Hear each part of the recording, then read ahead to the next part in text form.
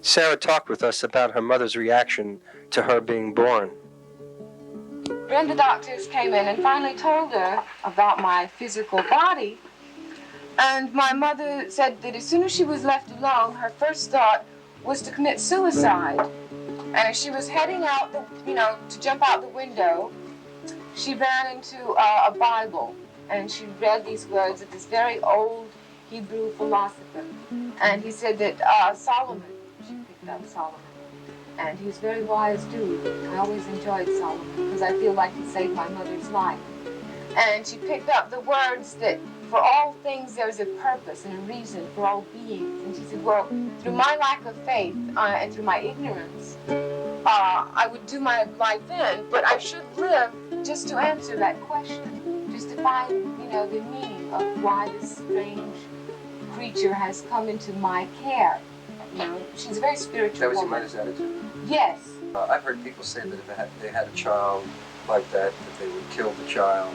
That's ignorance again. Or they would leave it. It's ignorance. It's that, like my mother, she could have had a reaction of jumping out the window and destroying her life. That would have been, as she saw it, ignorance. Where to her, wisdom would have been, as Solomon put it, to understand the meaning and the purpose for things. But more than that, just to accept the fact that there is significance, there is meaning, there is purpose. There's a reason why the water is flowing past this house, And that, I think my parents have always inspired within myself to try to understand myself. My father always said, 2 things you should do. First, know yourself, know who you are, and always try to be true to it, like to try and have a true reflection of yourself, within yourself. And I think they were very good teachers.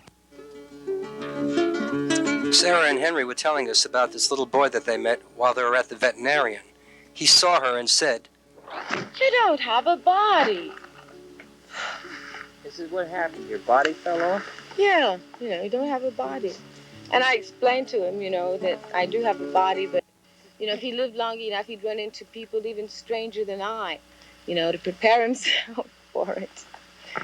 But, it would help so much, like if this were televised, so that kids like that would be familiar with strange people, and the encounter wouldn't be so traumatic.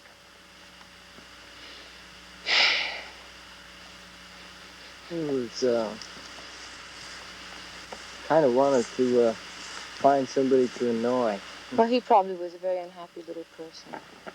I always see him all by himself, never playing with anybody else. Right. He's not a happy kid, I don't think.